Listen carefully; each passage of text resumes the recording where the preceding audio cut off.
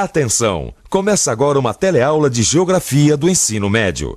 Você vai assistir a teleaula de número 16. Bons estudos!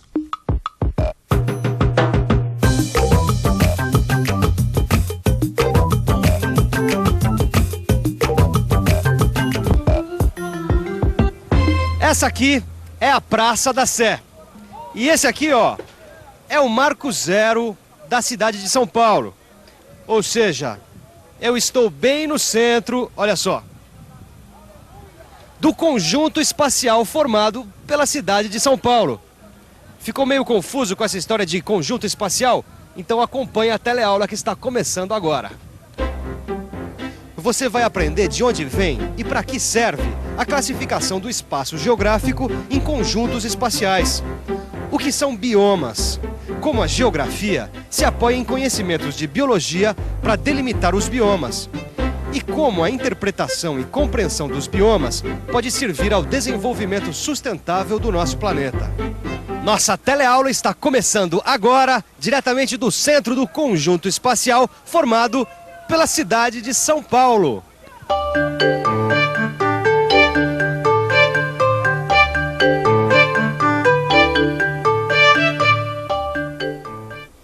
Você já imaginou quantos processos distintos precisaram interagir e se combinar para resultar na enorme diversidade de paisagens da superfície da Terra? Como um certo espaço geográfico se tornou uma metrópole e o outro um deserto. A tarefa do geógrafo é justamente descrever e interpretar toda essa diversidade de paisagens. Distinguir uma paisagem de outra não é difícil, mas para entender as origens de cada uma e tentar prever seu comportamento futuro, é preciso observar atentamente e classificar seus diversos tipos. Para tanto, os geógrafos utilizam um método de observação e classificação espacial. E quem mais entende desse método aqui no Brasil é o professor Aziz Absaber. Os geógrafos têm uma obrigação especial ao estudar o espaço geográfico. O espaço geográfico tem variáveis ecológicas, tem variáveis agrárias e tem variáveis urbanas. E nesse sentido, qualquer projeto que tenha que ser feito para um certo local dentro do espaço vai exigir o conhecimento do espaço total, ou seja, da totalidade dos fatos que estão no espaço. Existe uma problemática da natureza, uma herança que vem de longuíssimos tempos e que é traduzido por ecossistemas naturais remanescentes, ou, no caso do Brasil, amplamente conservados na Amazônia, e, ao mesmo tempo, há que cuidar dos setores onde foram estabelecidos espaços agrários por regiões de solos mais ricos e dentro de vários ciclos econômicos. E, por fim, é necessário conhecer os espaços urbanos, né, a rede de cidades, a conjuntura urbana e o estudo ecológico urbano de áreas de grandes cidades. Gostaria de lembrar que sem o conceito de espaço total não dá para formar planejadores. O planejador tem que partir do fato de que os homens, ao longo do tempo, acumularam implantações na zona rural e na zona urbana e, através da cultura, acabaram por ter noções sobre o que preservar dentro do espaço total. Ah, Gil, então pelo que eu entendi, os lugares estão agrupados em continentes. Isso vale tanto para a geografia como para a história, tá certo? Certo, a gente reconhece os lugares pelas paisagens diferentes. Mas essas paisagens não são só o resultado de condições naturais. A gente tem que ver o trabalho acumulado por gerações e mais gerações de pessoas. É isso, Gil. Os continentes são um exemplo dos diversos conjuntos espaciais que existem na superfície da Terra. Mas o que é mesmo um conjunto espacial, hein? Um conjunto espacial é uma maneira de reunir, através do conhecimento, fatos geográficos que têm características próprias e que nós estamos interessados em conhecer. Um conjunto é formado por elementos que têm uma relação entre si, isto é, que têm uma característica comum a todos eles. A característica comum entre os elementos que formam uma metrópole é a sua localização. Por oferecer condições de moradia, trabalho e comunicação com o interior do país onde se encontra, e também com outros países, ela atrai gente de toda parte. Essa gente, por sua vez, atrai outras pessoas que sobrevivem prestando serviços. Por isso, uma grande cidade forma um conjunto espacial. Existem vários conjuntos espaciais que podem ser definidos na superfície da Terra. Os continentes, os países desenvolvidos, as zonas climáticas podem ser exemplos de conjuntos delimitados no espaço geográfico e que podem ser representados em um mapa.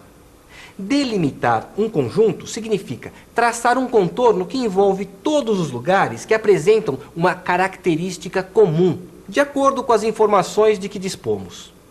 Podemos formar vários tipos de conjuntos espaciais em função dos muitos aspectos que podemos identificar na realidade, como o relevo, a vegetação ou uma bacia hidrográfica. Certos conjuntos não são difíceis de delimitar, como uma ilha, uma grande floresta ou uma cidade.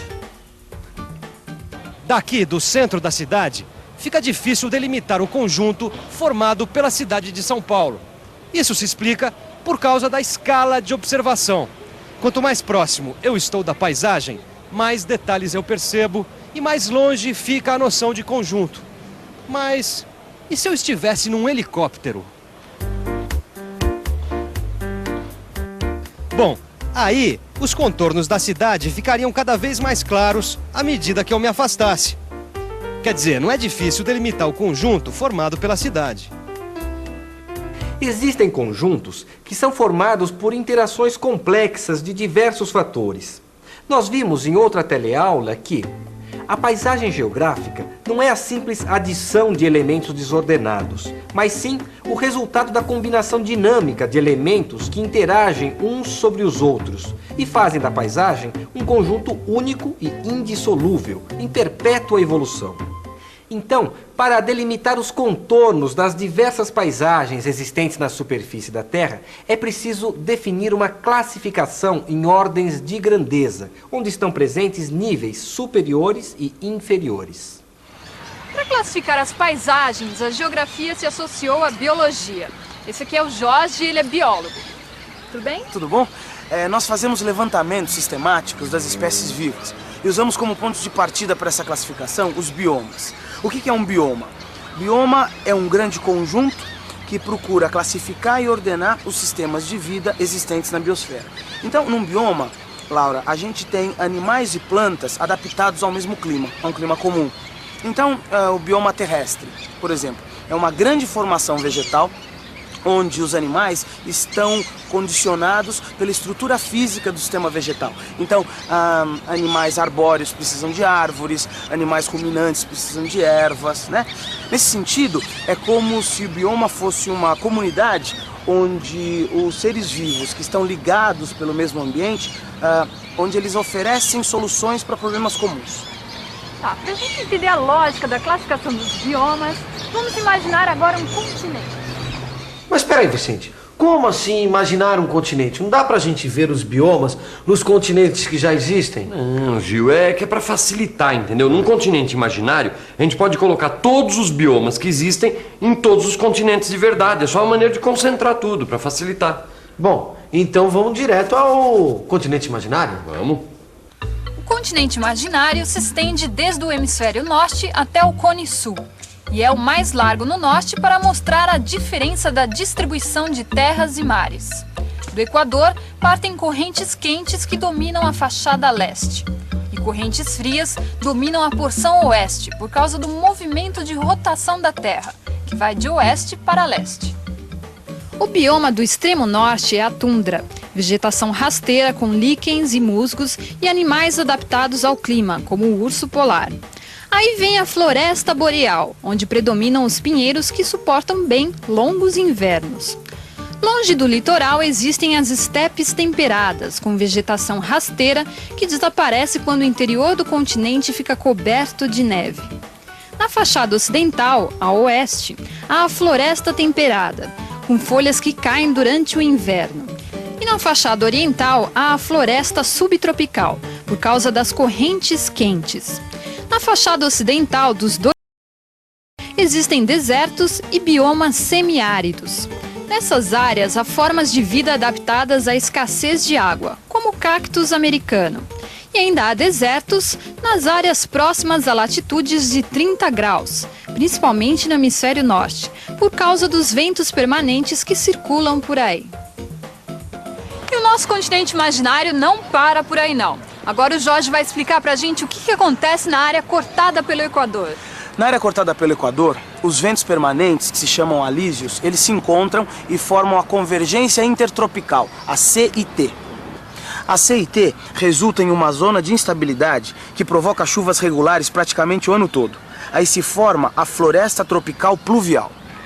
Jureia, São Paulo. Duda. Estou em plena Mata Atlântica, na Floresta Tropical Pluvial Latifoliada. Aqui as árvores têm folhas largas, para facilitar a transpiração. Depois da Floresta Tropical Pluvial, encontramos no continente imaginário a Floresta Tropical Decídua. Decídua é o contrário de perene. As árvores perdem as folhas na estação seca.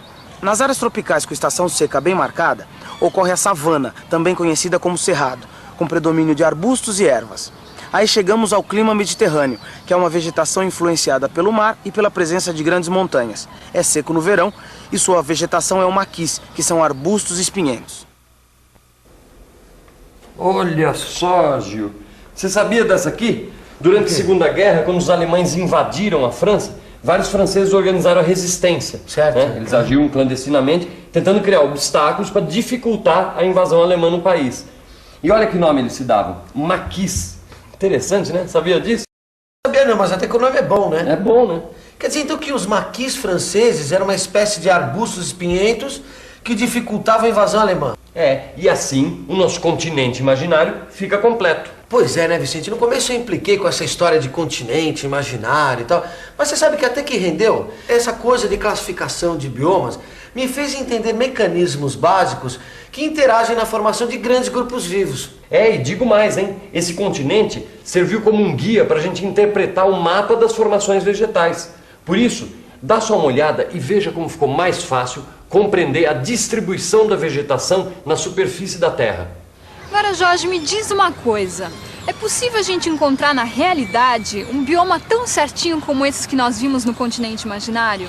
Não, Laura, porque na verdade os biomas são grandes conjuntos de classificação da paisagem que procuram sintetizar, quer dizer, resumir, os vários mecanismos fundamentais da sua formação. Então, por exemplo, no museu, você tem a representação de um habitat natural de um animal. Então, os biomas, eles procuram representar os vários mecanismos que podem formar uma paisagem.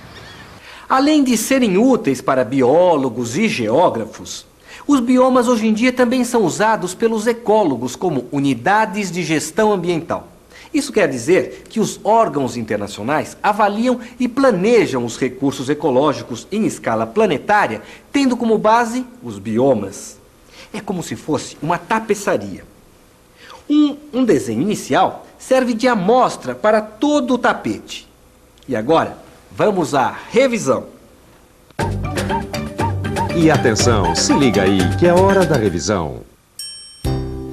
Na aula de hoje, você aprendeu que um conjunto espacial é uma maneira de reunir, através do conhecimento, fatos geográficos que possuem características próprias que estamos interessados em conhecer. Os biomas formam grandes conjuntos que procuram classificar e ordenar os sistemas de vida existentes na biosfera. A classificação em biomas permite interpretar e compreender de maneira ordenada os mecanismos básicos que interagem na formação dos grandes conjuntos vivos, como as formações vegetais. As propostas de desenvolvimento sustentável têm levado os órgãos internacionais a adotar os biomas como unidades de gestão ambiental em escala planetária. Hoje você viajou com a gente para aprender a função dos biomas. Para saber mais sobre eles e sobre outros conjuntos espaciais, dê uma boa lida no seu livro. E repare como ciências diferentes como a biologia, a ecologia e a geografia se unem com o mesmo objetivo, o de compreender e planejar o futuro da vida do nosso planeta. Até a próxima teleaula. Até!